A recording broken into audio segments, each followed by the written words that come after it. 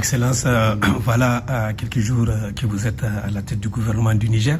Alors, quel est votre message à l'endroit de la communauté nigérienne d'une manière générale?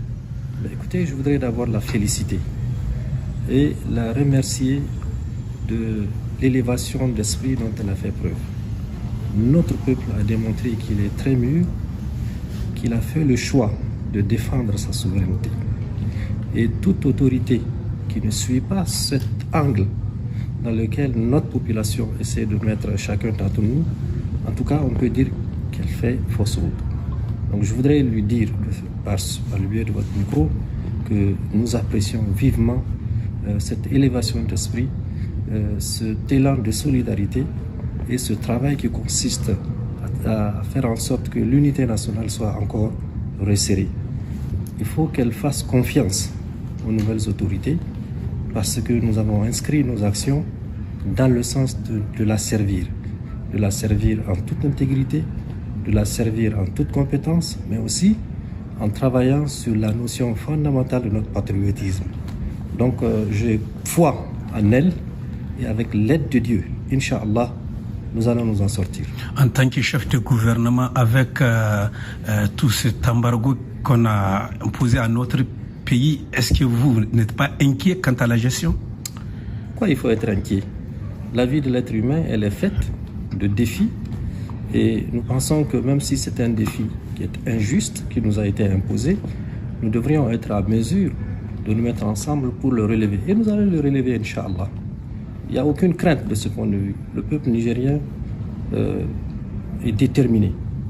Et je pense que sous la houlette du chef de l'État et de toute l'équipe autour de lui, avec le soutien de toute notre population, mais surtout avec l'aide de Dieu, ça ira, Inch'Allah. Une dernière question, on va dire qu'à partir d'aujourd'hui, une délégation du Nigeria qui est venue, vous l'avez accueilli, le chef de l'État aussi. Est-ce qu'on peut dire la dynamique d'un certain rapprochement ou bien d'ouverture de négociations avec la CEDEAO est en cours? Écoutez, avant même que cette délégation ne vienne, le chef de l'État a clairement dit qu'il n'a jamais été fermé. Quel intérêt il a à se fermer vis-à-vis de toute initiative qui va dans le sens de servir ces populations. C'est parce qu'on nous a imposé ce défi qu'il a dit qu'il faudrait évidemment que nous nous asseyions. Et cette délégation qui est venue, vous avez bien vu, ce sont les plus grands oulémas du Nigeria et même du continent, nous réconforte. Ça nous réconforte parce qu'ils sont le porte-voix d'un compartiment de la société nigériane. Au-delà de ça, vous avez même les parlementaires nigérians qui se sont réunis et qui ont clairement dit leur désapprobation sur toute idée de venir attaquer notre pays. Mais il n'y a pas que les parlementaires et les oulémas. Vous avez aussi les populations nigérianes, les opérateurs économiques. Nous en avons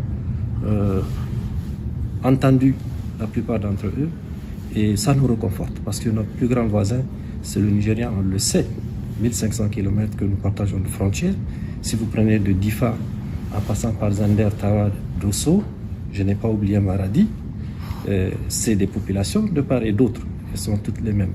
Donc nous avons tout intérêt à travailler, à sauvegarder cette relation qui est extrêmement importante, qui est historique, et évidemment que cette organisation qui s'appelle Communauté économique des États de l'Afrique de l'Ouest puisse travailler sur des questions purement économiques d'abord, parce que le principe fondamental de solidarité, c'est de travailler à permettre à tous les États qui ont accepté cette intégration de pouvoir faire en sorte de créer les conditions de richesse un peu partout et distribuer, de faire en sorte que chacun des pays bénéficie de cette solidarité.